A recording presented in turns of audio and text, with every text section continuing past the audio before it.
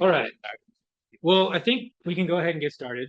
Um, Thank you to everybody for making time out of your busy schedules to be here with us here today, to welcome Ankit, to talk about his new book. For those of you who have had the chance to read it, it is, I thought, incredibly accessible. I thought it is um, a laydown of an incredible mix of complicated, evolving um, topics, but that was laid down in a very comprehensive way. And we'll get into the details of that here today. The way that this will go is we have an open session here where Ankit and I will talk in a fireside chat format for a little bit, but then we'll open it up.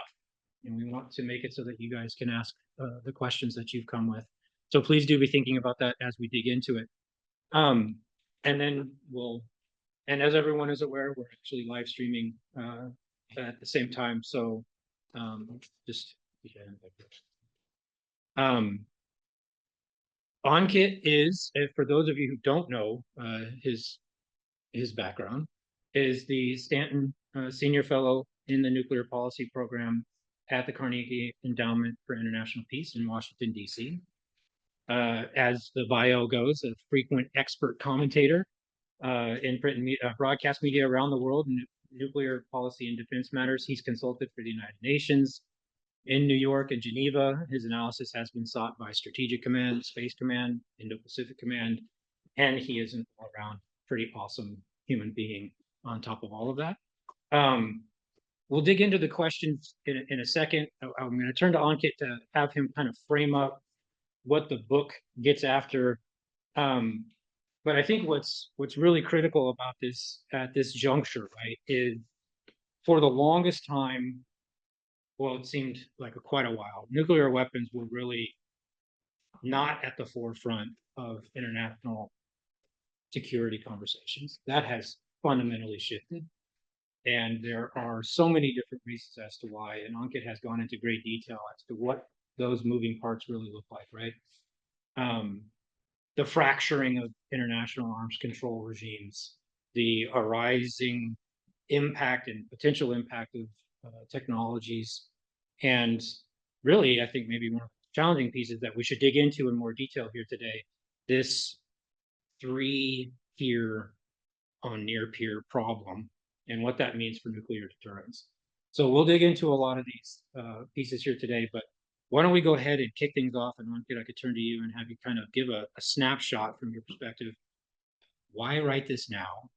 What is the book about? What are you trying to maybe accomplish by having written it, and the things that you've touched on in it? And then we'll get into the questions. Great. Well, Philip, thank you so much for that very kind introduction and for IST and your generosity in bringing me out here to California to engage on the book, which I'm very happy to have an opportunity to do. So I don't think many of you will be surprised when I say that this book was a project that found its origins in the aftermath of February 2022, the start of the Russian invasion of Ukraine. I actually did not pitch this book to my publisher. If you read the acknowledgement section, my publisher at the time, Louise Knight of Polity, who's now since moved on to Cambridge, cold emailed and asked if there was something happening in the global nuclear order that might merit a book-length treatment. And this was somewhat serendipitous at the moment because I, along with some friends and colleagues who inhabit this world, had been having a lot of these conversations about whether or not there was something meaningfully novel. I'm not the person to have coined the idea of a new nuclear age or a third nuclear age. There's evidence of headlines in Foreign Affairs and other places going back to 2019 or 2020. But this was an argument that I wanted to interrogate as I sort of set out to turn what was a friendly conversation over email into a book. To understand why we even talk about nuclear ages, of course, I think it helps to sort of just go over what the first and second nuclear ages are traditionally. Philip kind of gave us an overview of what we consider to be the second nuclear age, that period that followed the end of the Cold War. The Cold War was, of course, when that very dramatic word in the subtitle of my book, Armageddon, was very much quite literally a feature of the intense bipolar strategic competition between the United States and the Soviet Union. This was a period when nuclear weapons initially proliferated, ending U.S. nuclear monopoly, spreading to 5 possessors, legitimate possessors of nuclear weapons under the Non-Proliferation Treaty, to Israel, and the beginnings of the Indian and Pakistani programs, and by the twilight of the Cold War, the North Korean program as well. The second nuclear age is that immediate post-Cold War period, where nuclear weapons don't go away, but as Philip suggested, they recede. The shadow of Armageddon is no longer quite as apparent, not only due to the fact of Soviet collapse, but to the valiant efforts of officials in both the Soviet Union and the United States, and later the Russian Federation, officials including Rosgotmuller and others, of course, who quite literally undertook efforts to reduce the number of nuclear weapons. There's a very famous chart. If I had a slideshow, I'd probably have it on it, which just shows the precipitous decline in global nuclear stockpiles in that post-1991 world. But the themes in this period change, right? Nuclear weapons are still very much relevant. India and Pakistan proliferate in 1998. The North Korea problem begins to fester and accelerate.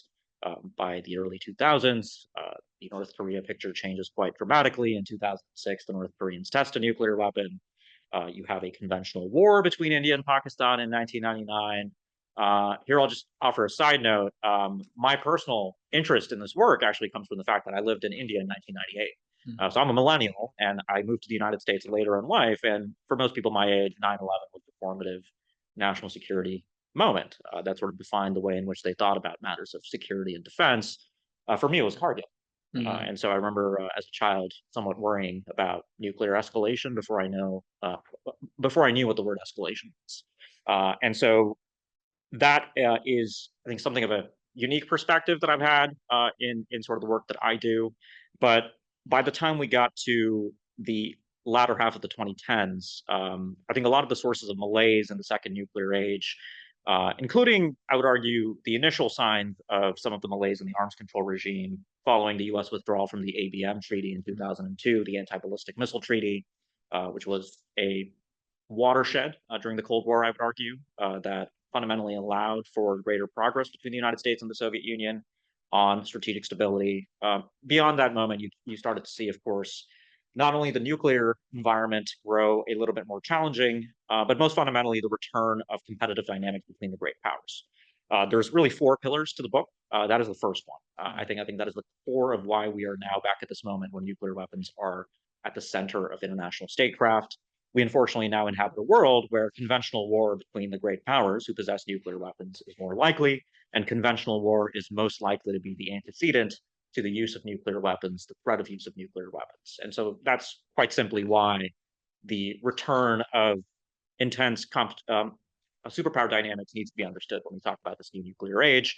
As Philip put it, the near peer competition that the United States faces, of course, being a novel problem, meaningfully new compared to the problems we faced in the past. In the late 60s, we did worry about so-called Red China's bomb and whether China posed a multipolar nuclear competition problem for the United States.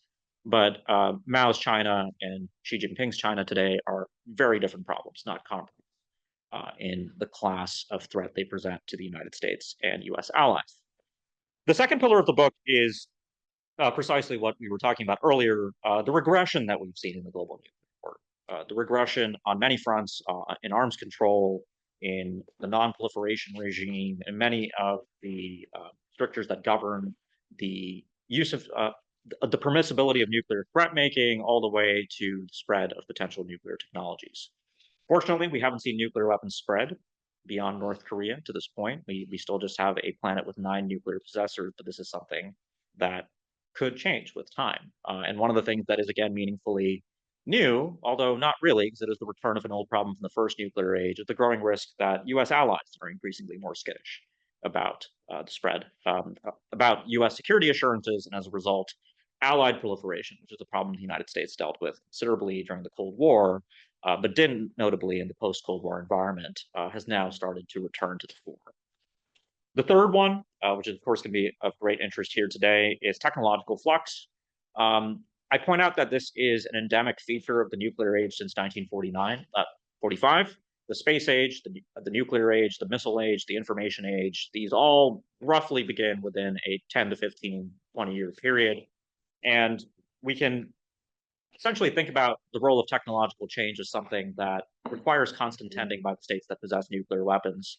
Albert Wohlstetter, in his famous 1957 essay, The Delicate Balance of Terror, talks about the shifting technological environment deterrence being a garden that needs to be tended. I often like to use the analogy, or rather the historical precedent, of the arrival of naval nuclear propulsion during the Cold War. Big source of technological change, very disruptive, but ultimately very stabilizing. Ultimately, it gives the United States something of the confidence needed to move away from the far more dangerous practice of continuous airborne bombardment, for instance. And so it's not that technological change is always disruptive or destabilizing. It cuts both ways. The framework I present in the book is to really think about the effect of any given technology on the survivability of nuclear forces. As long as nuclear states consider their nuclear forces to be survivable against a first strike or against any kind of other massive disabling attack, generally speaking, nuclear stability will head in the right direction. And when it comes to the new technologies we talk a lot about today, artificial intelligence, hypersonic weapons, quantum sensing, missile defense, again, the return of an old problem, oftentimes it's possible to tell a story on both sides of that picture, how a given technology will be stabilizing or destabilizing. Let me stop there. Okay. And why don't we get into our discussion? Well, first and foremost, well, yeah, what's your fourth pillar? Oh, so sorry. The fourth pillar was going to be the role of the United States. Very attentive. Yes. The role of the United States. So I finalized the book manuscript in 2024. But one of the arguments that I contend with in the book is that the United States has fundamentally, since 1945, been a load-bearing pillar in the global nuclear order. U.S. nuclear policy has changed and shifted. For instance, non-proliferation being a core pillar of U.S. grand strategy really only manifests by the mid-1960s.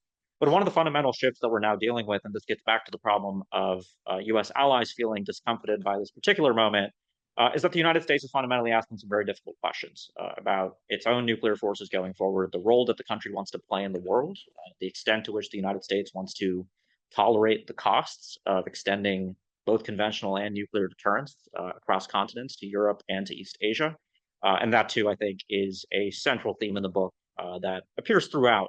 But if I had to write an epilogue, which I was given the option to in November last year, this really would have been the one issue I'd have focused on, and continues to be a big focus of the work I'm doing today. I think we'll get into it a little bit through the course of the conversation here today. All right, so if I may, to kind of maybe move through it with a lens toward the pillars construct, right?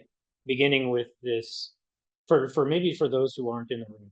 So those of us who maybe spend a little bit more time with this, maybe more steeped in it, have followed it for a while. Talk a little bit more about what is actually different about the fact that China has begun to expand its nuclear arsenal, diversify its capabilities, probably going to have to change its doctrine. Why does that complicate things so much for the United States in terms of being able to still rely on a deterrent strategy? What does that actually look like in practice? Why is that so complicating? Absolutely. Yeah. So the answer to this question, I think, requires getting into the way in which the United States thinks about nuclear deterrence and nuclear planning. Oftentimes when I give a version of this talk to audiences of lay people, people have usually heard the phrase mutually assured destruction. They recognize that country A has nukes, country B has nukes. If both their capabilities are survivable, some form of stability will obtain, there's no reason to start a nuclear war under those conditions because there's nothing to be gained. Your society will be destroyed. I often have to explain that that's actually not the basis of American nuclear strategy, right? The United States does not proceed from the starting point that that is what it takes to deter. This question of how much is enough to deter has been something that's occupied the minds of our predecessors in the world of nuclear strategy going all the way back to the 1950s. I talked about Volstetter, Brody, Schelling, Herman Kahn, all of these figures have contended with this issue. But since the 1960s, the United States has broadly settled on a way to think about this problem. And the United States doesn't just value the ability to retaliate, although that is a component of US nuclear strategy and certainly arguably the foundational component. The US also asks of its nuclear weapons more than any other nuclear possessor state, right? For the French, the Indians, the North Koreans, to some degree the Russians, although the Russians do a little bit of what the US likes to do too with targeting the nuclear forces of adversaries. That retaliatory function of nuclear forces is central. The United States thinks about this differently. We talk in the realm, in the jargon of nuclear strategy about what's known as counterforce targeting, the ability to hold at risk the nuclear forces of our adversaries. Why do we do that? There's several reasons. One reason is that having the ability to do that might limit damage in a nuclear war against the United States, thereby giving the president of the United States a greater degree of comfort, to the extent that there can be comfort in a nuclear crisis, to run risks. So if you're in a conventional war with China and Russia, and you have the ability to destroy large portions of their nuclear forces, you might be more willing to run risks in a conventional war, recognizing that if escalation were to occur, US interests could still be favorably pursued and managed. Second reason we do that, we have 34 countries around the world that we extend nuclear deterrence to. No other country does that. No other nuclear possessor state does that. And the US promises to fight conventional and, if necessary, nuclear wars on behalf of these countries. It's a very difficult promise to make credible. We failed to convince the French in the late 50s and 60s. But making that promise more credible to allies also requires the United States to be able to persuade these countries that if a nuclear war were to begin, the US would be able to take those kinds of exceptional risks, where, again, counterforce targeting makes that somewhat more contemplated. Again, I'm just describing this. I have my own kind of normative views about whether or not this is a prudent practice, but this is the basis for why we're now very much concerned in Washington and elsewhere in the United States that there's a whole new set of nuclear targets that American nuclear planners now have to consider. China's building more than 300 silos. Those silos cannot be hit with intercontinental range ballistic missiles without overflying Russia. Is that a good idea? Should we be thinking about overflying Russia? We're also in a modernization process right now in the United States, and if what I just told you about our fixed land-based ICBMs is persuasive, consider that our next generation of nuclear submarines are actually going to see a tremendous reduction in the number of available missile tubes, which means that the U.S. is modernizing in a direction where we're losing submarine missile tubes, we're maintaining a large fixed land-based ICBM force, where China is now generating these new targets that might potentially require more submarine tubes. So this is a whole complex debate. There's a really rich debate that's broken out among many of us. The traditionalist position essentially would mandate that the United States answer this moment by deploying more nuclear weapons. That would be the path of least resistance, a continuity of American nuclear strategy since the early 1960s. There is another school of thought that argues that the United States can deter Russia and China at existing numbers, but it might need to target differently. It might need to think about not necessarily limiting damage at those numbers. My position is somewhere in the middle, and I can talk more about it, which is that my view is that I think the United States will have to accept a level of risk in its nuclear strategy heading into this new nuclear age that we've previously been unwilling to accept. And the reasons for that are not necessarily purely strategic.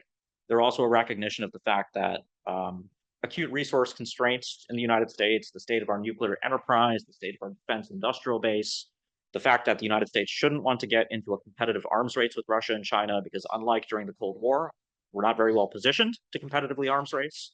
All of that might mean that the United States can still deter, but it will have to fundamentally excise certain scenarios. There's actually one more reason, which is, of course, the political relationship between Russia and China and North Korea. Right? We just saw Kim Jong-un, Xi Jinping, and Vladimir Putin walk onto the rostrum at Tiananmen Square together. There's a big debate among subject matter experts who study these countries' political systems about the nature of cooperation between these adversaries. But you have to consider that nuclear planning in the United States has often proceeded from worst-case assumptions. Yep. So for an American nuclear planner in Omaha, Nebraska, if I fly in from Washington, D.C., and I say, look, I study Russia and China, I really don't think Putin and Xi are going to collude in a first strike scenario against the United States, so you don't have to think about that. That's not a very persuasive argument, because during the Cold War, American nuclear planners worried about all types of Soviet first strike scenarios that might not have been anything that was actually being contemplated in the mind of the Soviet leadership or even Soviet nuclear planners, but necessarily contoured the way in which the United States thought about nuclear strategy. So hopefully I've kind of given you a lay of the land for why this is a problem that is very much at the center of American debates today. Well, and let's pull a little bit on that last thread. I think it's important to at least elicit what your understanding of it is. I bring this up as I am actually not as steeped or aware of this. Like, what is the actual level of collaboration and coordination between Russia and China? We see so much Chinese support for what Russia needs to be able to do in Ukraine, in terms of not just technological prowess, but other. I mean, they're talking to them about a whole variety of different capabilities, back in strategy, command and control. They're engaging with them on different levels, right? How much do you think that they're actually coordinating and working on this so that they can kind of put us on our back foot when it comes to the nuclear. Look, so I think the thing I'll say is North Korea, China, and Russia have strong misgivings about the role that the United States currently plays in the world, right? And they fundamentally dispute the terms of the global order that has arguably sustained China's economic rise. Russia's been, I think, very much upfront about their misgivings about the settlement of the Cold War following a moment of Soviet collapse. Mm. And so you're right, there is industrial cooperation. Russia and China are cooperating on early warning systems in space. Uh, but I mean, at the same time, there is a degree of mistrust. As difficult as alliance management is for democracies, it's actually harder, I would argue, for you know, persistently distrustful authoritarian leaders. But I would also argue that when it comes to matters of nuclear strategy, even if we leave aside the question of a collusive first strike, which again, I don't think is a very likely scenario, but I also understand and empathize with the nuclear planner that has to consider that scenario. Even if that's not true, I would argue that all three of these countries actually have a very strong misgiving about the fact that the United States has the nuclear strategy that we do.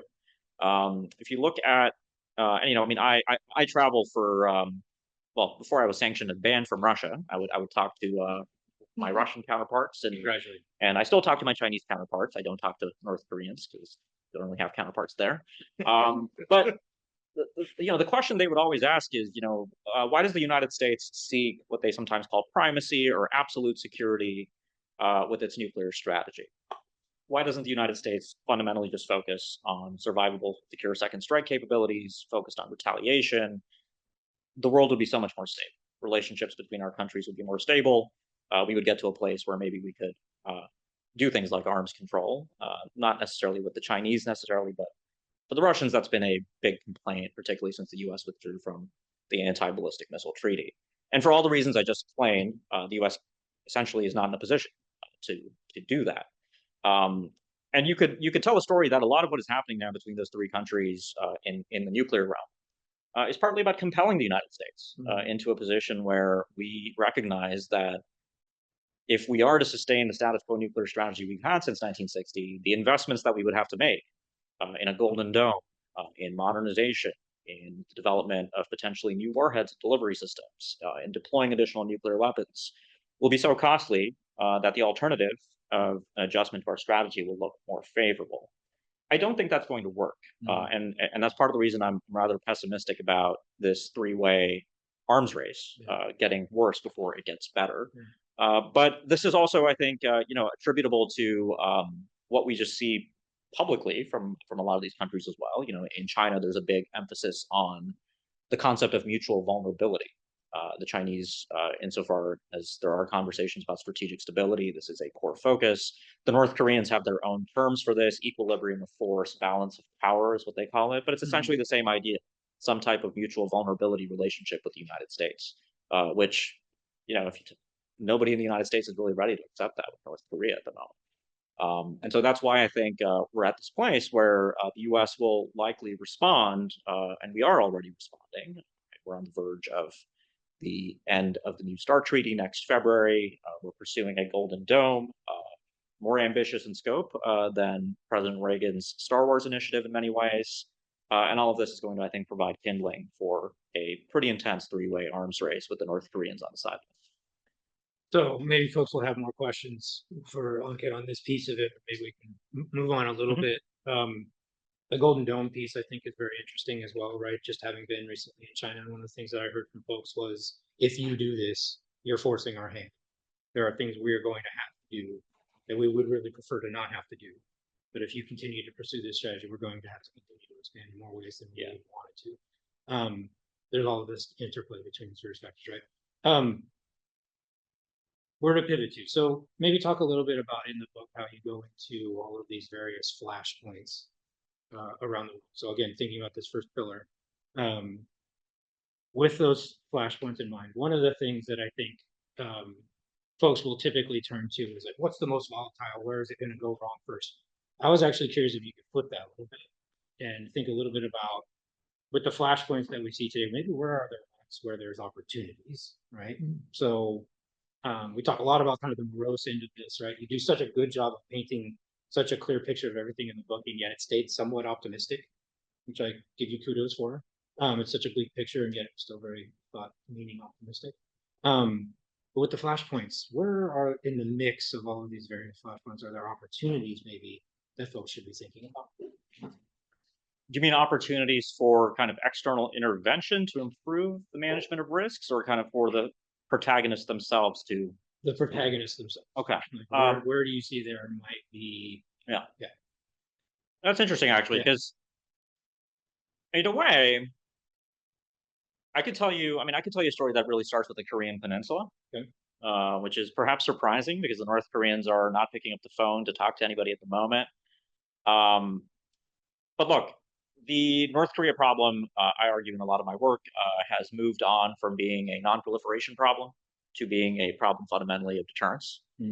And therefore, when we in the United States and our friends in Korea and Japan talk about our core interests vis-a-vis the North Koreans, it's no longer the fact of nuclear possession by the North Koreans that is the overwhelming policy interest that we face, but it is the fact that those weapons might be used against us. And my best estimate for the number of operational nuclear warheads the North Koreans have today is in the realm of 80 to 100. They have credible delivery systems that range the entirety of the United States and certainly South Korea and Japan. I believe that they will have the ability to penetrate missile defenses in the region. And the targeting problem we face is difficult enough that we cannot comprehensively destroy North Korea's nuclear forces in a first strike. And so that leads us to a place where I've argued that some kind of coexistence will be necessary. And if you just look at what's happened on the Korean Peninsula for the last 5 months under the new government in South Korea, you have a new progressive president in South Korea who has focused on this idea of coexistence. There was polling that just came out that for the first time showed that Koreans under the age of 40 are more so than not against the idea of unification, which is something that North Korea abandoned as a strategic goal in December 2023.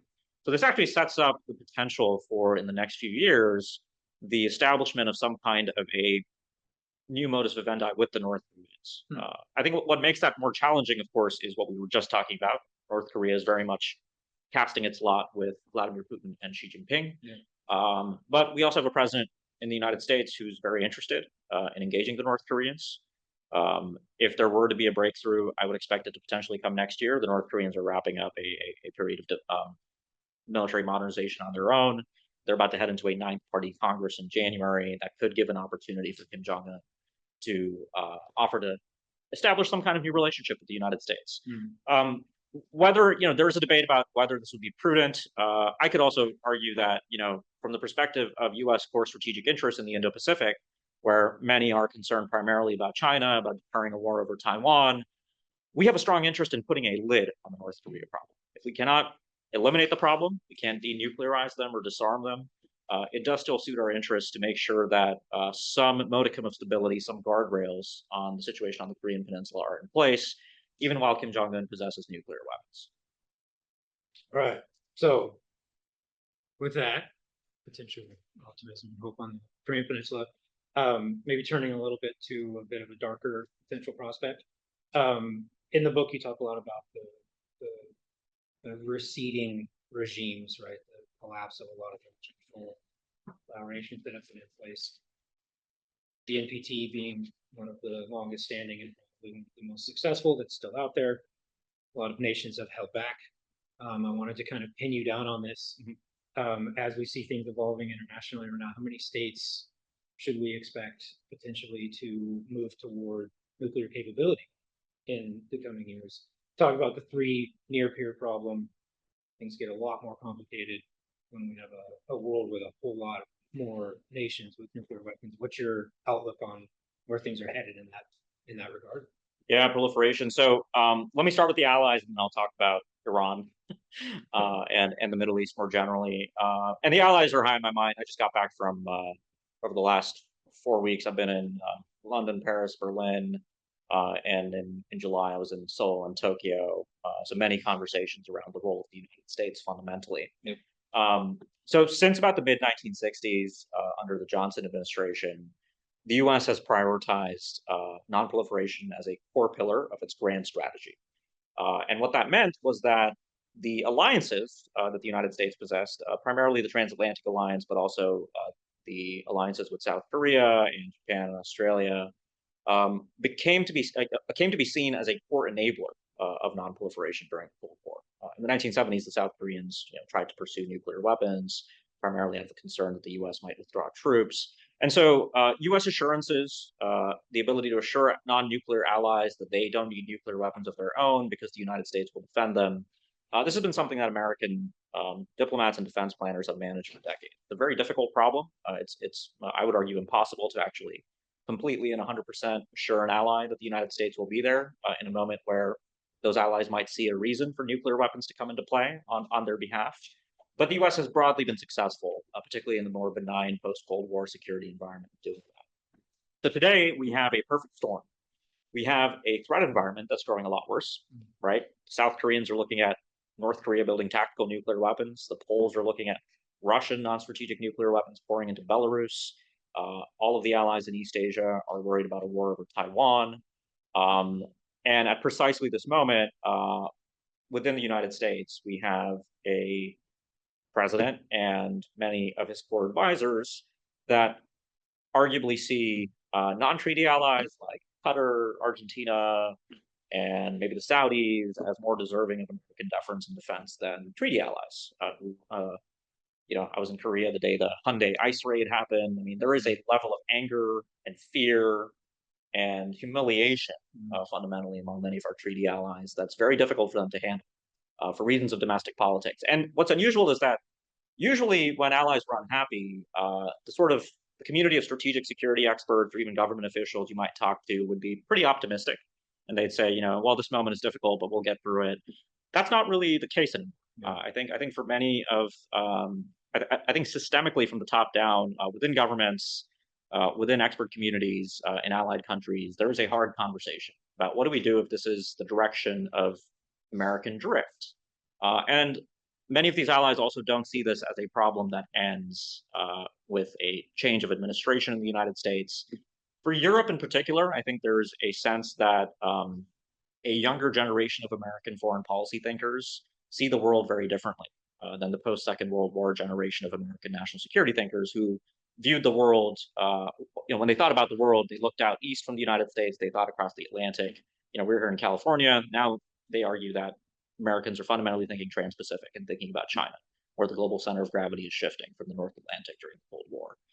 And so there is a strong case to be made that allies will have to do more. And even under the Biden administration, this was a cornerstone of American policy, enabling allies to be more capable conventionally. The U.S.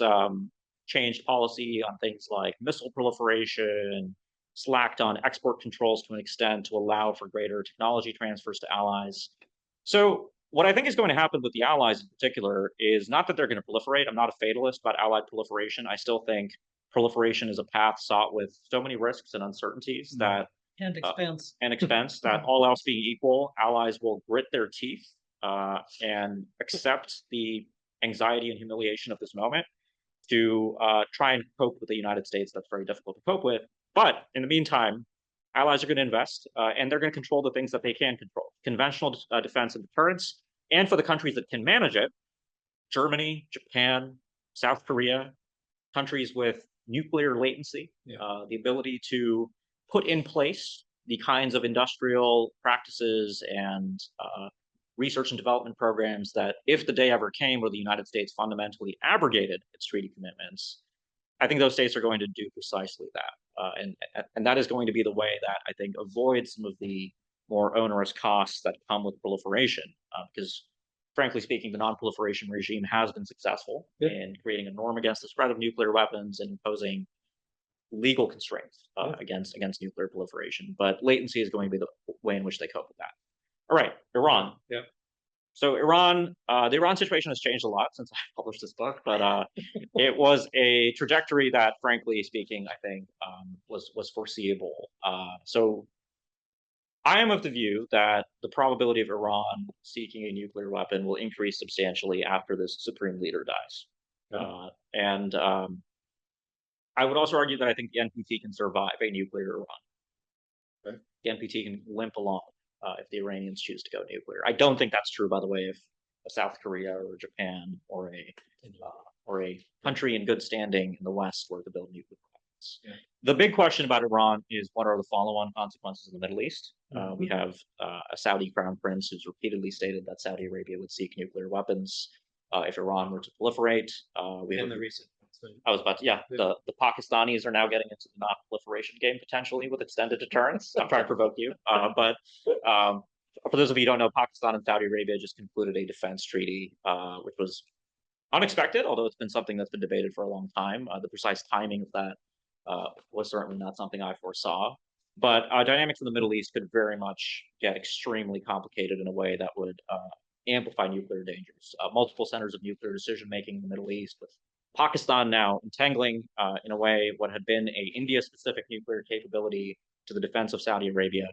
That situation is going to be very much in American interests, I would argue, to again keep a lid on.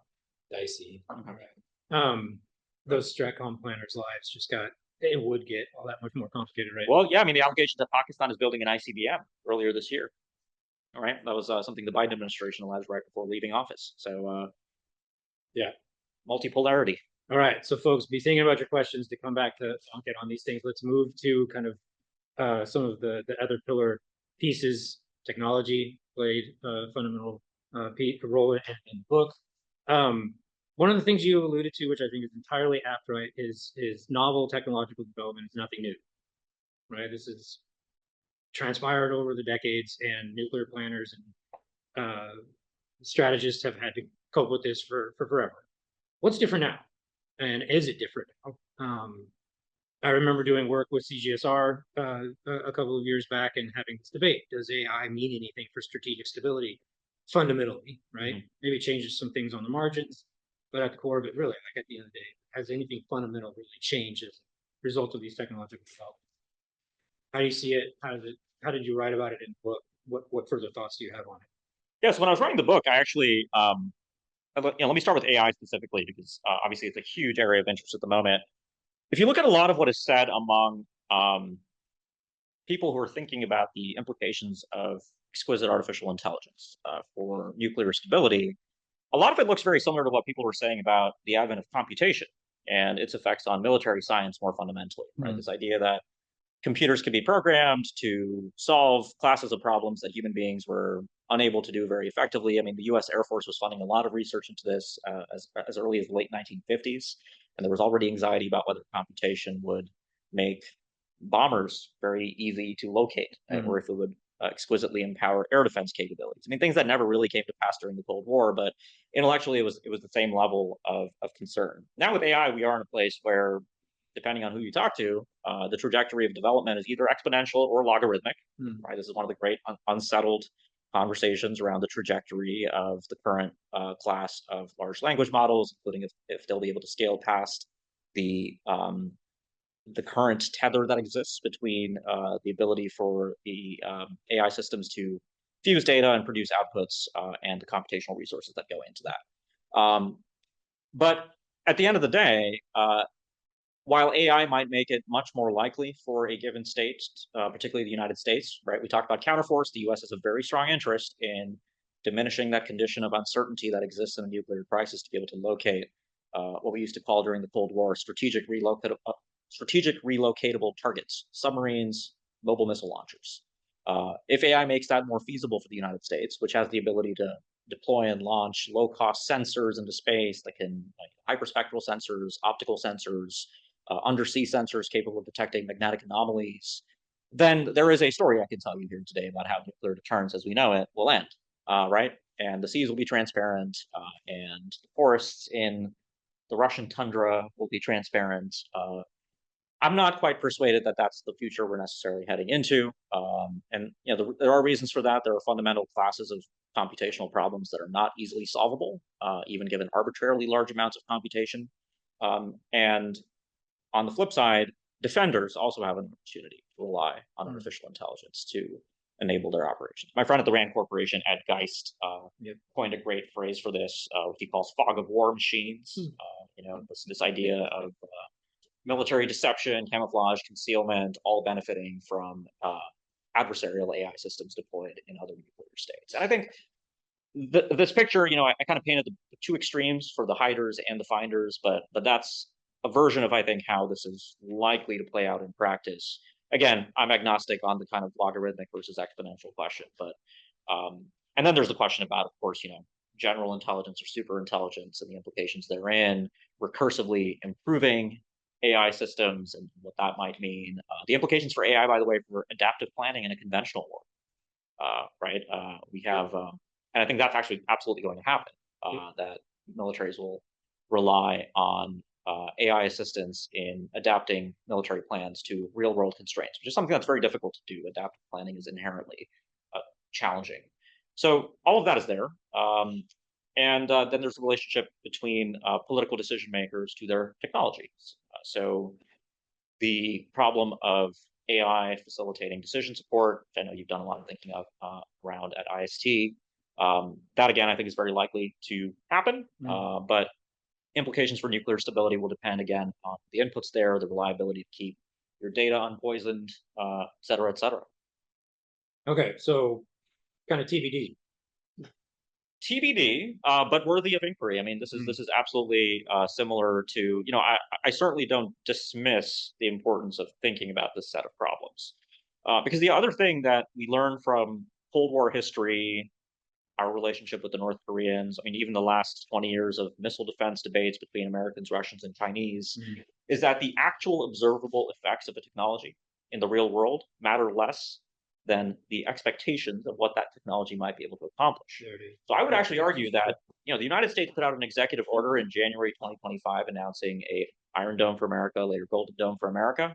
The Russians and Chinese were preparing for a Golden Dome for America for the last 15 years, right? There's a lot of evidence of delivery system development in these countries that suggests that they were anticipating this kind of a breakthrough. So you can have a level of agnosticism about the scaling problem that the AI world is now contending with. But again, if you're a nuclear planner, you have to think about that scenario where, if you're, I mean, I was just in London, right? The United Kingdom has a single leg for their entire nuclear capability, submarines. The United Kingdom is, as a result, deeply interested in the ability of artificial intelligence to enable the detection and tracking of UK submarines. And so there's a way in which I think this conversation is absolutely inextricably linked to thinking about nuclear deterrence and stability. Yeah. And I realize I didn't actually answer the rest of your question, which is about all the other technological changes that are not AI. And obviously that's too much to kind of answer briefly, but I'll just say the one thing I really tried to also put a pin on in the book is compared to the Cold War, when, with small exceptions, primarily anti-submarine warfare, it was really only nuclear weapons that could threaten other nuclear weapons, right? American counterforce planning was only done with nuclear weapons. In fact, one of the fun historical reasons for counterforce is that I talked about submarines. The Navy shows up with the Polaris missile, very good for retaliation, but very imprecise. Turns out the Air Force was a lot more precise, and so there was a American interest there in enabling the U.S. Air Force to do something that the Navy couldn't do. But today, what's very different is that within nuclear states and within technologically sophisticated non-nuclear countries, there are an array of military technologies that could enable those states to threaten the nuclear forces of nuclear armed states. So an example that I spend a lot of time working on is the South Korea, Japan, North Korea triangle. South Korea and Japan are not nuclear countries, but incredibly technologically sophisticated. The South Koreans for the last 20 years have been trying to develop a whole range of intelligence, surveillance, and reconnaissance capabilities, precision ballistic missiles to find and destroy North Korean nuclear weapons fundamentally. And that creates, of course, escalation management problems for the United States. And these countries, by the way, are also interested in artificial intelligence for making that task far more tractable. Yeah. One of the things you said in the book that I found was thought-provoking. I wasn't quite sure if I agreed or disagreed, but wanted to kind of elicit, a little maybe further thinking on this. You mentioned that these novel technologies may actually prove stabilizing. Can you say more? Sure. So the one I think of a lot here is hypersonic weapons. Okay. There's a very common tendency to talk about hypersonic weapons as disruptive or destabilizing. Again, not coming at this from a U.S. policy perspective, but if you accept that nuclear stability obtains when countries feel like they have secure second strikes that can inflict unacceptable damage against the other side, hypersonic weapons are precisely designed to do that. They're designed to make the job of the defender far more challenging, thereby inflicting that condition of vulnerability that renders defense undesirable or unfeasible. And so there's a story you can tell there that hypersonic weapons are actually conducive to a form of nuclear stability. Again, leaving aside kind of some of the inadvertent escalation scenarios that come up from having hypersonic weapons. But that's, again, the story I told about submarines, right? Which was precisely the argument. I mean, if the Cold War had actually played out asymmetrically in a way where the Soviets were, for some reason, unable to build compact naval reactors, but the United States was able to do that, that could have been a very destabilizing situation where the United States would have had a exquisitely untrackable and secure underwater retaliatory capability, but the Soviets didn't. Fortunately, we got there. So, in a way, you need some level of parity, depending on, of course, the strategic choices countries are making. Again, the U.S. is in a different boat here, I would argue, because of our nuclear strategy fundamentally. But everybody on the other side of the aisle from us, I mean, the Russians, the Chinese, and the North Koreans primarily, are looking at all of these technologies and thinking fundamentally of what they can do to make their nuclear forces survivable and able to retaliate, which they view as fundamentally stabilizing against a scenario where the United States might decide that the use of nuclear weapons actually looks like a pretty good strategic choice if we're losing a conventional war. Yeah. All right. We're going to turn to the group here in just a moment. Just to dwell on AI for one more moment. Please. There's some folks in the room here who spend all of their time working on AI. I'm guessing there's folks who are out on the Zoom who are listening and who also work on this day in and day out. How should they be thinking about it as they work on AI in terms of its potential implications or ramifications for the nuclear domain? As you mentioned, these tools are going to get developed and deployed into decision-making environments. As these folks are out there working on that, how should they be thinking about maybe what they're doing and how it may impact this discussion? Yeah, no, absolutely. So the big thing I would say here, and especially out here in Silicon Valley, is that one of the things that's really distinct about the conversations today about AI and nuclear stability is that all of the meaningful research and development work in frontier AI models is happening outside of government, right? This is a private sector led phenomenon, and during the Cold War, it's extremely difficult to think of a comparable research and development effort in the United States or elsewhere that occurred entirely in the private sector and had as potentially serious implications for nuclear deterrence. And so the upshot of what I've just said is that I think there's a strong obligation for these frontier firms to understand that there's a deep level of interest within this kind of arcane world of nuclear planners. And I try to be careful here because I don't want to sort of fault the AI world or fault the nuclear world, but I also do think the nuclear world can do a lot more to actually lift the veil on how nuclear operations actually occur and why these issues are actually of interest. And there's been efforts to do that at the Department of Energy and at NSA on the proliferation side. But inherently, I think this will be an area where what's happening here in Silicon Valley and what's happening out in Omaha and at the Pentagon will have to become a lot more linked up. And there's been a lot of efforts to do that in the last few years at the Pentagon. And I can actually zoom out a little bit. I know you want to talk about AI, but if you look at the 14 critical technologies that the Department of Defense is emphasizing, I mean, I think 13 of them are in this class of technologies that are primarily now being led on by the private sector. Again, if you look at space R&D, sensor R&D during the Cold War, it was heavily concentrated within government. And so these types of private-public partnerships, I think, will be absolutely central. But there are huge cultural mismatches, of course, between these two worlds, right? Moving fast and breaking things is so alien to the world of nuclear weapons and nuclear planning.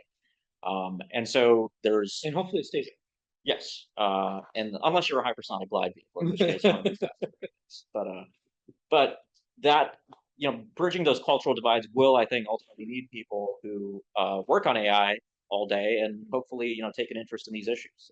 And it's good to hear that some of those people are in the room today. Yeah. So, all right. One last question. I'm going to take the prerogative here. You go into a few recommendations at the end. All is not lost, perhaps.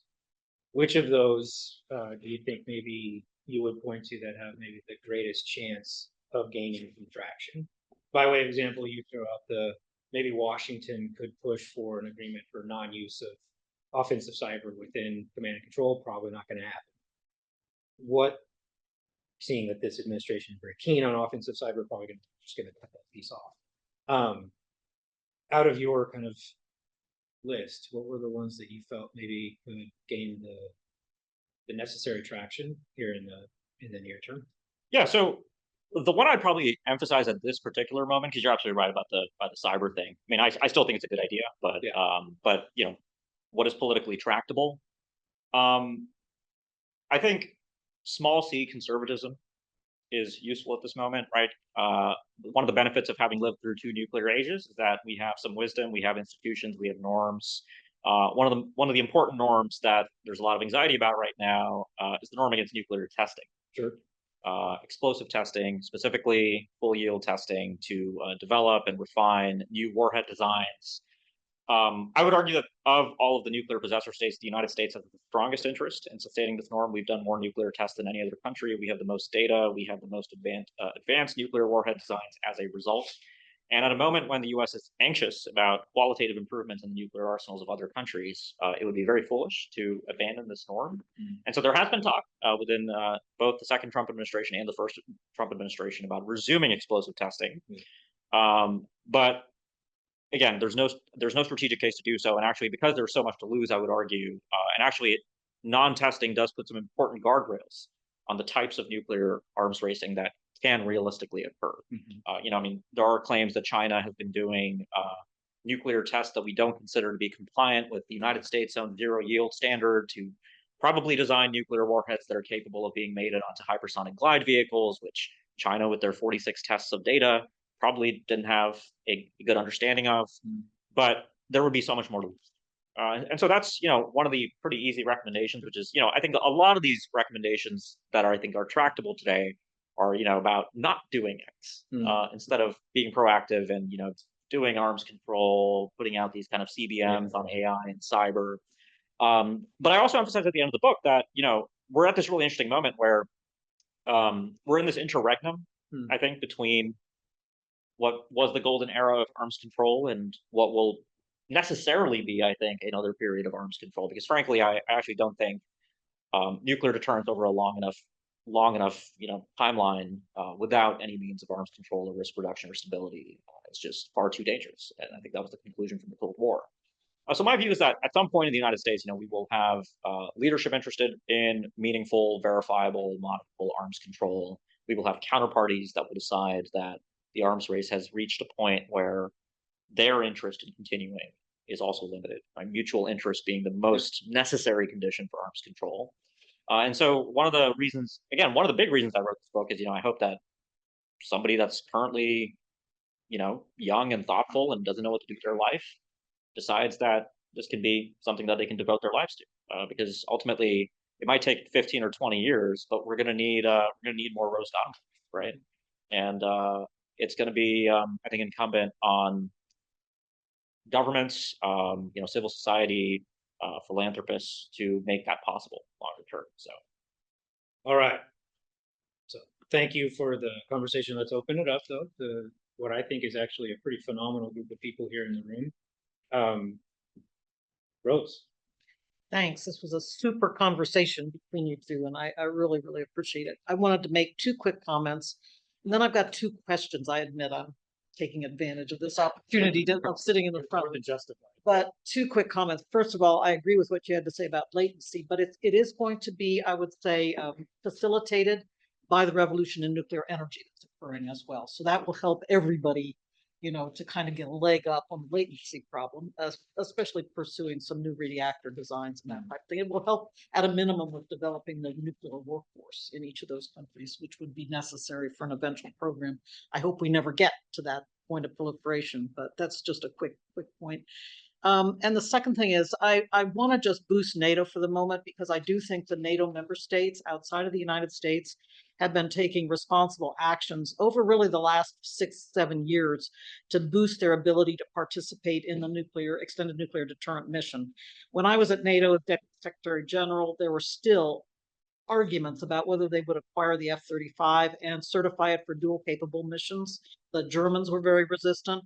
Thanks to Vladimir Putin and the invasion of Ukraine, everybody now who's a basing state has acquired the F-35 and is preparing it for nuclear missions. The Dutch have already certified, and they used them for the first time in the Steadfast Noon exercise, which is ongoing at this moment. So to me, that's just symbolic of how NATO, it's a terrible conundrum, as you pointed out, but NATO is trying to grasp this nettle and figure out how to convey confidence in the extended nuclear deterrent, even if the United States is somewhat, how shall I put it, standoffish at the moment. That's a nice way to put it. Okay, to my two questions. First, this question of new technologies, one thing that's really been bothering me is that China and the United States are racing on the AI front. Russia is far, far behind. Will there be long-term implications for the stability of nuclear deterrence from Russia falling so far behind in the technology? And I cannot get my arms around that, but I'd be very interested actually in many comments around the room if there are some. My second question takes us way back to the counterforce question. And that is, counterforce is not just about targeting nuclear forces. It's about nuclear command and control leadership. It's about conventional forces. It's about war supporting industry. And so I have always thought that, because the Chinese for so long have harbored the second strike retaliatory position, that maybe they don't care so much about war supporting industry. They're willing to accept some detonations on their territory before they would launch in retaliation. And that's also what I'm hearing in some track 2 settings. I don't know if you heard it in China as well. So doesn't this have an implication for how we think about targeting China? I've been trying to talk to people about this, but I'd be interested in how you react. Mm-hmm. Sure. Great points. So on Russia falling behind in the AI race, I think that's a really, really important thing to consider and think about. I'll confess I don't have a kind of fully considered sense of what the longer term implications of that will mean. There's been a lot of anxiety in some of the conversations I've been part of about the potential promise of open source large language model development and deployment, whether that presents opportunities for countries like Russia and North Korea to effectively freeload on certain frontier capabilities. But I think it'll be extremely difficult for military organizations in those countries to effectively integrate that in a way that China and the United States will probably be far better positioned to do. Arguably, this could create a incentive for the Russians to feel like the quantitative requirements for nuclear deterrence are going to be greater than ever. Russia already has more nuclear weapons than any other nuclear state, but that could drive things upward. So from the perspective of Americans thinking about strategic stability, this is going to be, I think, a important factor to consider, because it could provide an impetus for Russia to build up nuclear weapons that has nothing to do with U.S. nuclear operations or forces, right? Which is unlike, I think, anything we really saw during the Cold War. Potentially the Cold War antecedent would have been, as we later learned from kind of declassification, how good the United States actually was at anti-submarine warfare, particularly in the 1980s, which the Russians did not appear to actually understand or appreciate. And so that's a rare example of a technology actually being better than the other side thought it was, which maybe drove down the requirements the Russians might otherwise have perceived to drive up their naval nuclear forces. The second question. So, look, I would argue that this notion of accepting detonations on Chinese soil and then retaliating has been centrally wound up in Chinese nuclear strategy going back to Mao. October 1964, when they announced no first use, the essential message that China communicates is that no first use for China means accepting nuclear detonations and then retaliating with a reserve capability. On the set of targets that fall under counterforce, so what the United States, and this is like getting into, I think, the kind of precise jargon of it. I think the target sets you laid out are what we consider to be legally targetable under the law of armed conflict. Yes. But when we talk about counterforce targeting specifically in the United States, we're primarily talking about nuclear forces and nuclear and leadership and NTP, right? Which I did omit in my original description. But conventional military forces and war supporting industry are legally permissible targets, but not necessarily the targets that the United States would prioritize to achieve a damage limiting effect in a nuclear conflict. Necessarily because those would be the targets that, by their very nature, would not be implicated in inflicting nuclear attacks against the U.S. But the reason I think we have those legally permissible sets of targets is to actually provide useful It still escalation. drives up target numbers. It drives up numbers, but it also allows us to have escalation management options that can be legally presented to the president for consideration in a crisis.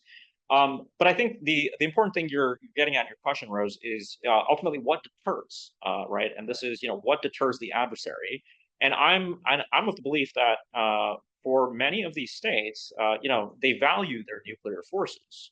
But ultimately, I think what they fundamentally value more is political control, the survivability of their regimes, and certainly in the case of the North Koreans, certainly in the case of the Chinese Communist Party, and in the case of Vladimir Putin. But the problem is we wrangle with the escalation management problem, because if you really start targeting political control or regime survival in a nuclear war, that's a very good way to get a unlimited nuclear conflict, because you are depriving the adversary of any reason to actually withhold against escalating all that. And so this is, I think, a dilemma that the United States will have to fundamentally contend with. Ultimately, I think the tendency in our nuclear planning has been to give the maximum possible flexibility to our president.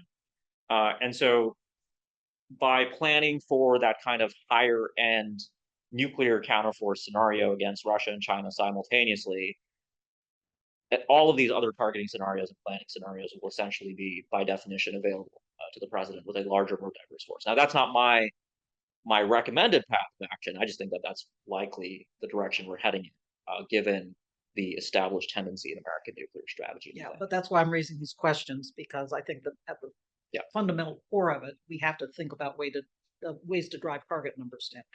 Yes, I think arms control is a very good way to do that. We just have to be able to have a counterparty. So maybe we'll get there. All right. Who else has questions for Ankit? Treat. Yes, I have maybe 4 questions. Maybe I'll start with 2 of them. One is, I think you mentioned, maybe you did mention, there was a lot of the attention goes towards the missiles and the airplanes and the flashy stuff, but there was an incident reported in the press during the Prigozhin episode where supposedly Reuters reported that Prigozhin's troops reached a nuclear weapons base, and they got to the door of the base but couldn't get in. This kind of was that true? Is that false? Is that a concern that we should have about the ground operations of these very destructive weapons, and how much of a risk is that to our as this proliferation continues and doesn't. Do you have a second question too? Well, yeah, I guess the other kind of thing that kind of alarmed me a little bit was during the Doge cuts, there was some press reports, and also I heard through the grapevine that NNSA staff were cut, they were fired just haphazardly, and so how does that impact our nuclear security of our nuclear materials? Because usually the NNSA, and I've always looked for as long as I can tell, they were the ones who were spearheading security of the nuclear weapons, because that's a kind of a given, to have a nuclear arsenal. But what actually happened, and is there actually a risk now because of the Doge cuts to U.S. nuclear security of the nuclear arsenal? Yeah, so about the specifics of the Prigozhin incident, I remember seeing that report. I remember following up on it, and as far as I could tell, it wasn't very well substantiated.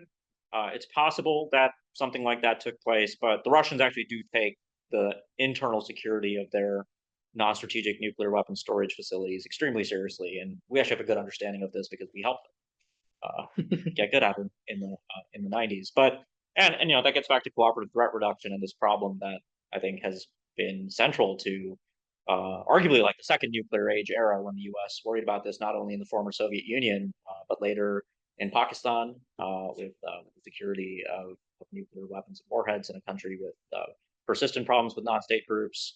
So this is going to exist as long as nuclear weapons exist, right? This fundamental problem that countries with nuclear weapons could encounter periods of internal instability. They can encounter coups. They could encounter civil wars that will risk the security of nuclear weapons. It is essentially a problem that takes long-standing problems in human society and government, and just adds nuclear weapons into the mix.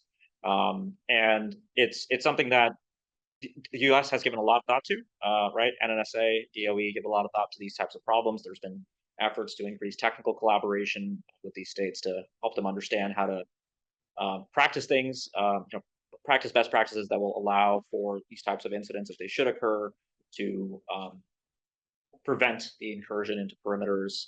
And by the way, NATO's actually had some problems with this too. There was a very troubling Bellingcat report where NATO staff charged with the handling of NATO nuclear weapons or U.S. nuclear weapons at NATO air bases that the U.S. can neither confirm nor deny where they are, of course. But these, the personnel were using a website with cue cards for tests, and it turns out those cue cards actually had the specific vault numbers and whether a given vault was hot or cold, which meant that if anybody, and these were publicly accessible because Bellingcat got them, they sent them to me to review.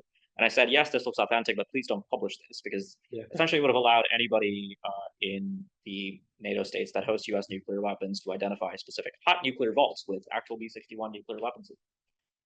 So this is, everybody's got to, take this into account. And, there's been pervasive concerns about this in a number of nuclear states. Yeah, so the DOGE cuts, so a lot of those people were rehired. It was a haphazard process, as you said. Without getting too deep into this, I think the upshot of your question on that second front is that I closed with that last question saying that we're going to need, nuclear weapons organizations are vast and complex and deal with these incredibly important existential and catastrophic risks.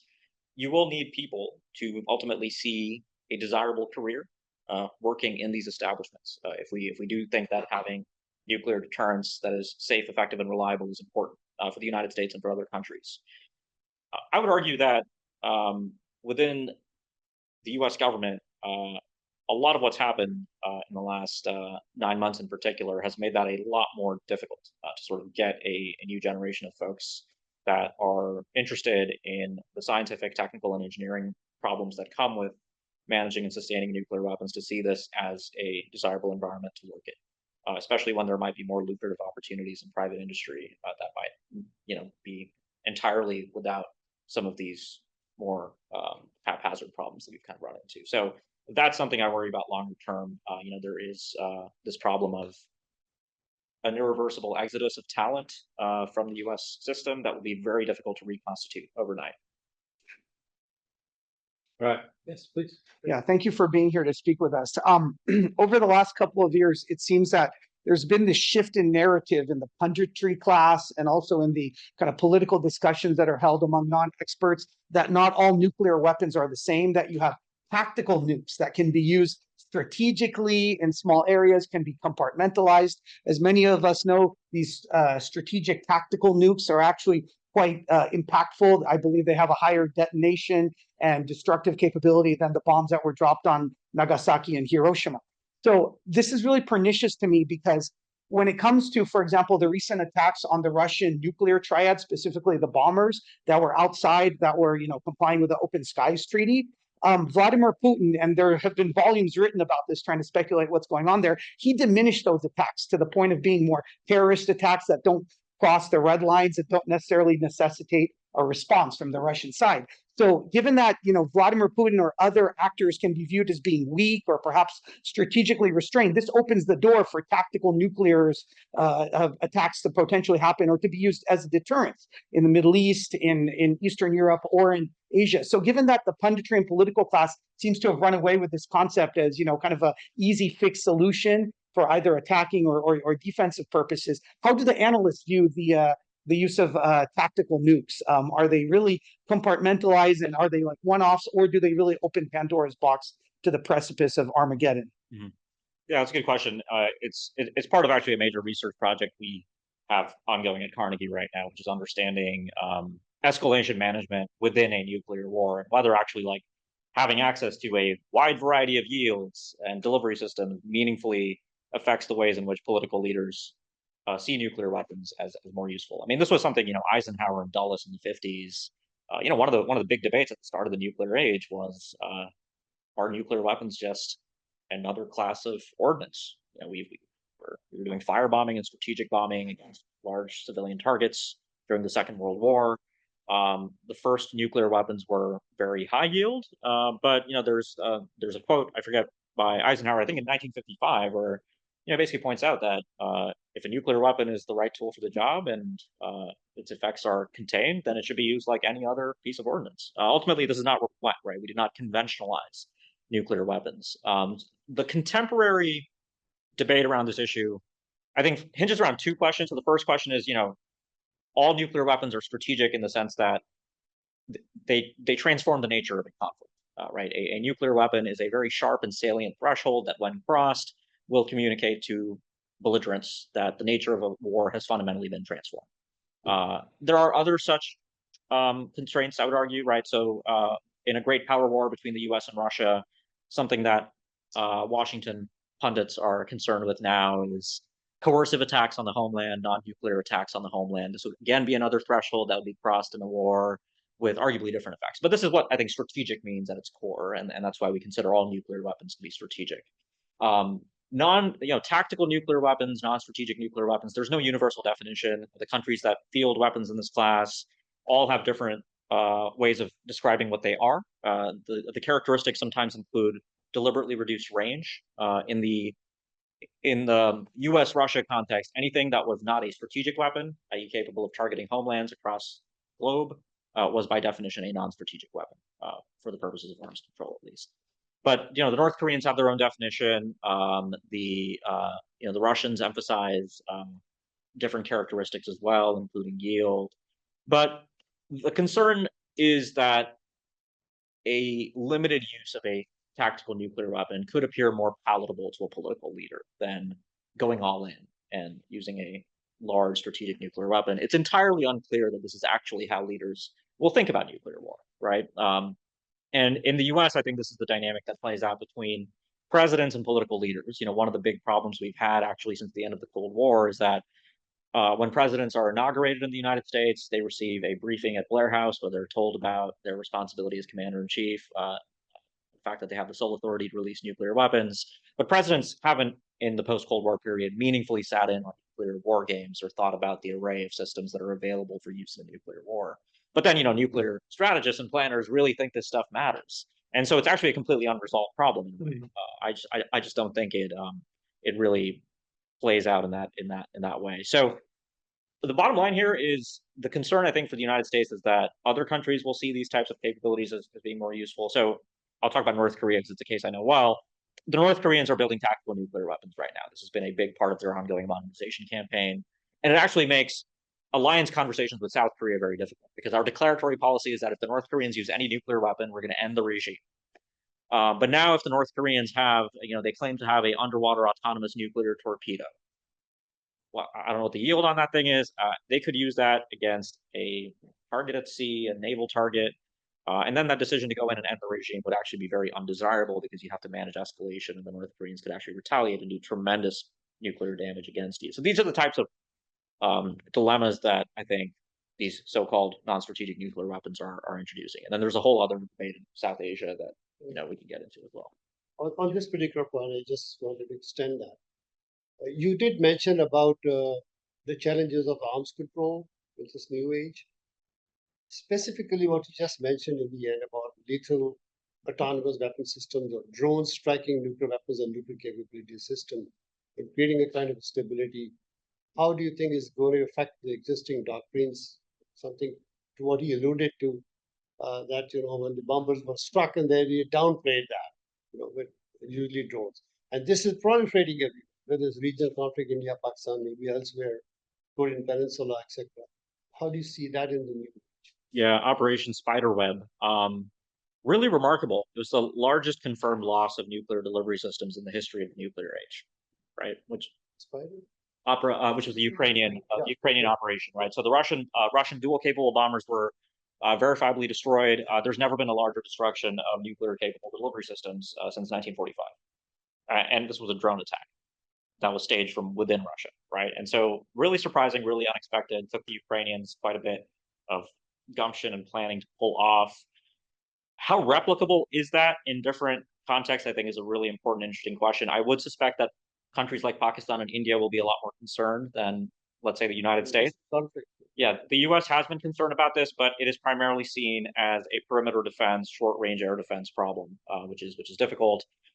In a nuclear, in a conventional war, if the United States were implicated, what are the risks that whichever country the United States is in a war with would be able to carry out an attack like that at an American nuclear airbase?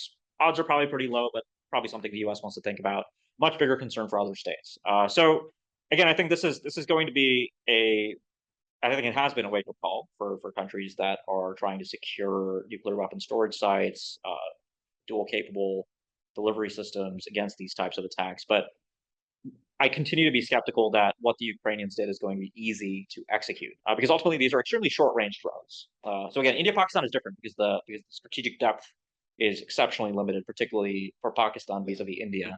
But the strategic depth problem is actually, I would argue, going to be even more difficult for the South Koreans to carry out against the North Koreans, unless they wanted to use much higher altitude, larger drones, which arguably are less survivable in that type of attack, where you really do want to have extremely small, lower flying drones that the Ukrainians were able to get into Russia. And then as for why Putin underplayed it, Putin has done this repeatedly throughout the war, right? When the Ukrainians first sent a drone into the Kremlin, the Russians barely reacted. And I think it's a way of not appearing weak domestically, because frankly, it makes you look rather foolish when you allow these types of attacks to happen if you're a Russian leader. And it actually removes the onus for any escalation that you might not otherwise be intending on pursuing. And so in a way, that dynamic might be rather peculiar in the Russian case. So I wouldn't suspect that other nuclear states would react in the same way. Just a little thing, the thing that Rose mentioned about this is not just about nuclear weapons, but command the control stuff, leadership with drones and other utilities. So these are much greater applications that was not thought through under the legacy of 20th century arms control and other agreements. So, and is there any discussion that's going on with this kind of study? Maybe the study is going on, but anything that's going on in the world with this? In terms of arms control or collaborative discussions? Yeah, arms control or something involving the use of lethal autonomous weapon systems against command and control targets, against industrial targets, all those targets that you mentioned. Yeah, and so no, I mean, not in any specific way just yet. And I mean, in the case of most of these Operation Spiderweb specifically, they weren't autonomous drones; they were being remotely piloted by Ukrainians who'd been able to penetrate Russia. But this concern about drone swarms is certainly a big one, though, with autonomous systems as well. So yeah, this is. I mean, I think this gets at a component of the technological change discussion, which we haven't gotten into, which is the entire air defense conversation has changed precipitously, right? Another conversation that I was just a couple weeks ago in a workshop on was the proliferation of extremely low-cost cruise missiles, making the proliferation of cruise missiles a lot more viable as well. So big problems for defenders in particular to think about, but certainly there are implications, I think, for nuclear stability. India, Pakistan, I think, is where this is actually, I think, the most serious manifestation of the particular problem. All kinds of hands. We have a question online. And then we'll come up to David. Can we do the online question first? And then we'll come? Yeah. Someone online, Eric Gross, asked, on managing nuclear escalation, do you include catastrophic cyber attacks in advance of kinetic ones? That is, do you worry policy people assume communication links that might not actually be available in a crisis? Yes, I do. Short answer. Cyber, yeah. So the chapter on technology in the book does deal with cyber and all of the peculiarities it presents. The conceptual framework I think that's useful for thinking about cyber is that it is distinct from many of the other types of kinetic technological threats we think about, because those have effects that are often physically prescribed by the amount of chemical explosive or whatnot. So there's geographically limited effects. Cyber weapons, in the case of worms, in many cases can often evince effects that are greater than an attacker might plan. Reconnaissance might be discovered in peacetime, which could generate, or in a crisis, which could generate escalatory implications. It's very, zero-day exploits by definition require not signaling their existence, and so this is a pervasive threat of uncertainty that exists. It's why I think the North Koreans in September 2022 said if any interference with their nuclear command and control happened, they would automatically just spasmodically retaliate with nuclear weapons. It's extremely difficult to build credible confidence building around this. I could bring all the 9 nuclear states into this room. They could all shake hands and say they wouldn't interfere with each other's systems. I don't think that would do much good in actually diminishing the concerns that these states would have if one of them would defect, because the benefits of defecting are so great in an actual crisis. So the place where I sort of come down on the cyber question, and I'm not a full-time cyber person, I know there's people in this room who've given this much more thought than I have, but from talking to some of these folks who are smart about this stuff, this is a deterrence by denial problem, right? That cybersecurity ultimately is about communicating to the other side that you have taken into consideration the variety of attack vectors and attack surfaces that exist. You have done what you see as prudent to sort of limit those surfaces to ultimately dissuade the other side, that the risks of trying to burn a zero-day exploit in a less than existential scenario will be actually worth it. And at the end of the day, I think it's an extremely difficult thing to have 100% confidence in. But for command and control systems, I think this is really the kind of nightmare scenario that in a crisis, your leadership will be fundamentally untethered from your nuclear forces. It's why in the United States we have, 250 distinct operational systems that sort of comprise a highly redundant system of systems of nuclear command and control. And I don't think we feel like we've gotten it right. And so for the other 8 nuclear states who certainly don't have that level of sophistication, but try to do their best, I think this is going to be a pervasive problem. But I actually worry about this in the highly asymmetric scenario. So US North Korea is one where, I don't know what we have, but I imagine we have some very exquisite ways of making life for the North Koreans very difficult. And if you're the North Koreans, you're probably not actually going to be able to practice that deterrence by denial that you might want to practice. So what you're going to do instead is just tell the United States, if you do this, we're just going to launch every nuclear weapon we have. And the hotline question that Eric brought. Oh, yes. Yes. So there's a whole debate about hotlines. IST has done a lot of great work on this.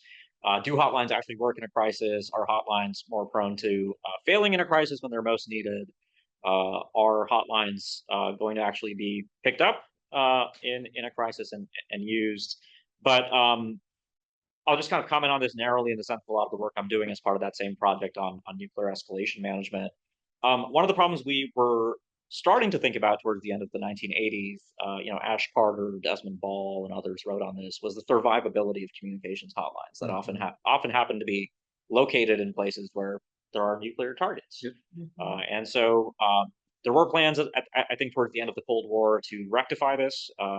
For instance, the Molink hotline between Washington and Moscow was supposed to have a second terminal set up in the United States that, to my knowledge, was never actually set up at a second survivable facility. And so now that we are back to this era of heightened nuclear risk, at least between the United States and Russia, if we can get to a point where we can talk to the Russians productively about anything, this should be, I think, a fairly high priority.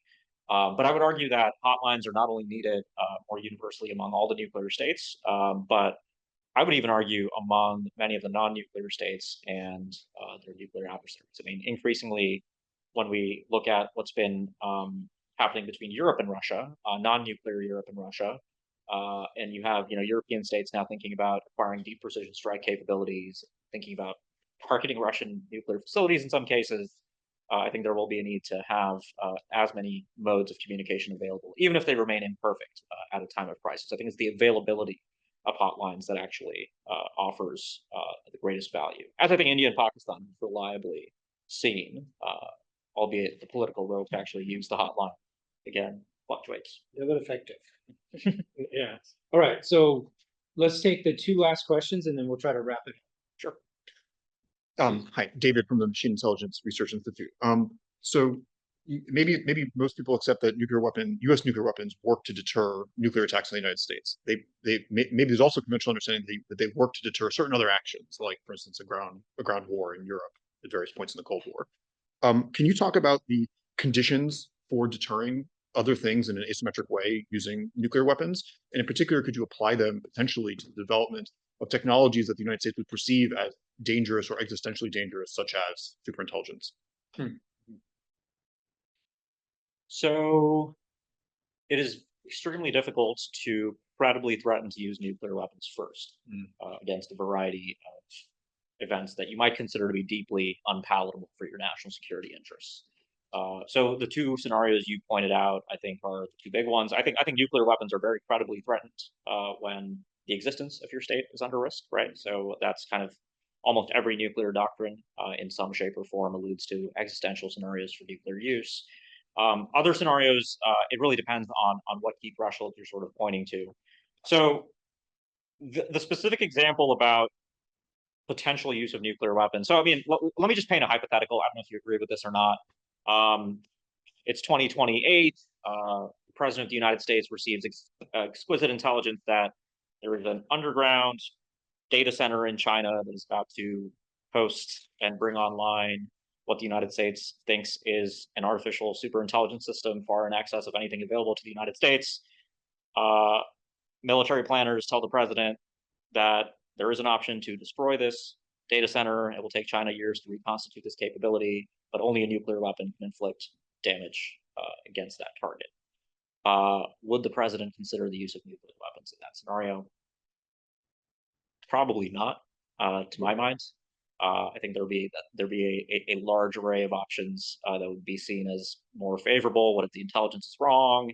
Those kinds of ambiguities that actually that exact scenario I just painted for you. I actually played that game where I played the U.S. Secretary of Defense recently and did not really see the use of nuclear weapons as a good way to go about that.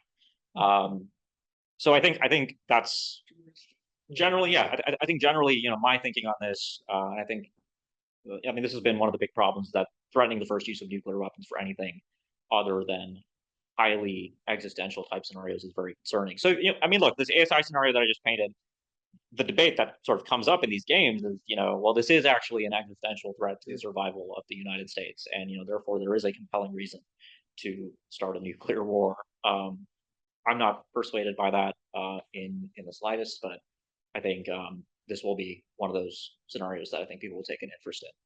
So. From the U.S. perspective or your own perspective, I totally buy that. If you mirror it to the other side of the fence and we get, would Putin or Xi be of the same disposition? Like, do you think they would be equally unpersuaded? I don't know for sure, but I think one of the reasons we haven't seen a nuclear war in 80 years is that there's a high bar to starting. It's a very difficult thing, I think, for leaders to do, and so I think those same uncertainties that exist on the U.S. side of the picture will exist on the other side. And arguably, there's been a number of other technologies that might have spurred a similar contemplation of preventive action, but nothing has really, I think, shifted the needle, so to speak. So if the U.S. is about to actually succeed in launching an exquisite golden dome of space-based interceptors that renders nuclear-capable ballistic missiles obsolete overnight, which I don't think we're going to do, but let's say we did that, would the other side start a preventive war to prevent that from happening? I don't think so. All right, one last question, please. Hi, I'm Dennis Murphy. I'm from CDSR as one of the research associates. Always a fun time to see another fan of Ed Geist. My question piggybacks a little bit on that, and it deals with a couple of interrelated concepts. As we talk about enabling intra-war deterrence and giving us more rungs on the ladder, there seems to be a little bit of a tension because some people associate intra-war deterrence with a more scientific ability to control the escalation ladder up and down. But some emerging technologies, and explicitly artificial intelligence, reintroduces uncertainty to the equation. Do you find that, I guess to piggyback on the title of your book and talk, do you find that makes conflict more likely, or do you think that it might grant a hand to the type of adversary that might be more willing to play chicken in that type of situation? Thank you.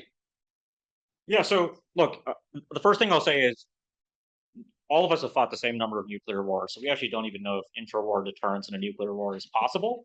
But the reason I spend a lot of time working on this problem is because I actually think it's really important in peacetime for kind of thinkers, advisors, military planners to have thought through the various types of scenarios you might find yourself in if you ever do experience the failure of nuclear deterrence and a nuclear war begins. I think it's in everybody's interest to prevent the possibility of a nuclear war escalating to a general nuclear conflict. But of course, political stakes will be inherently asymmetric, right? So for the United States, this is the problem of, we say in peacetime we'll defend every inch of NATO territory. Will we fight a nuclear war for, that inch of land just west of the Russia-Estonia frontier? Again, I know what we tell ourselves in peacetime, but this is, again, a very difficult problem with the asymmetry of stakes. Same thing over Taiwan. The United States will fight conventionally. Would we fight a nuclear conflict? Unknown.